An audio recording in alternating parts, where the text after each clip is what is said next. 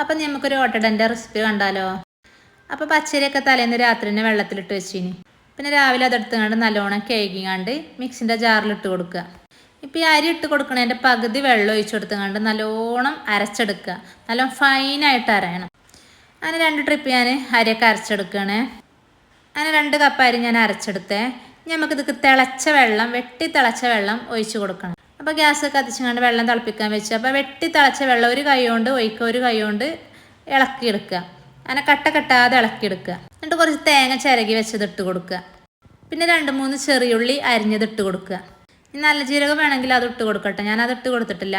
പിന്നെ പാകത്തിന് ഉപ്പിട്ട് കൊടുക്കുക. എന്നിട്ട് നല്ലോണം മിക്സ് ചെയ്യുക. എന്നിട്ട് കുറച്ച് പച്ച വെളിച്ചെണ്ണ ഒറ്റിച്ച് കൊടുക്കുക. എന്നിട്ട് അത് അടച്ച് വെച്ചുകൊണ്ട് നമുക്ക് ഗ്യാസ് കത്തിച്ചുകൊണ്ട് ചട്ടി അടുപ്പത്ത് വെച്ച് കൊടുക്കുക. അപ്പോൾ ചട്ടി നല്ലോണം ചൂടായിട്ട് വേണം ഓട്ടട മാവ് ഒഴിച്ചു കൊടുക്കാൻ. അപ്പോൾ ഗ്യാസ് നല്ല ഹൈ ഫ്ലെയിമിലിട്ടുങ്ങാണ്ടാണ് കേട്ടോ. അപ്പോൾ ഈ ബബിൾസ് വരുമ്പോൾ അടച്ച് വെക്കുക. എന്നിട്ട് ഗ്യാസ് സിമ്മിലിട്ടുങ്ങാണ്ട് വേവിച്ചെടുക്കുക. അപ്പോൾ കണ്ട ഓട്ടട സെറ്റായി കിട്ടിയിരിക്കണേ.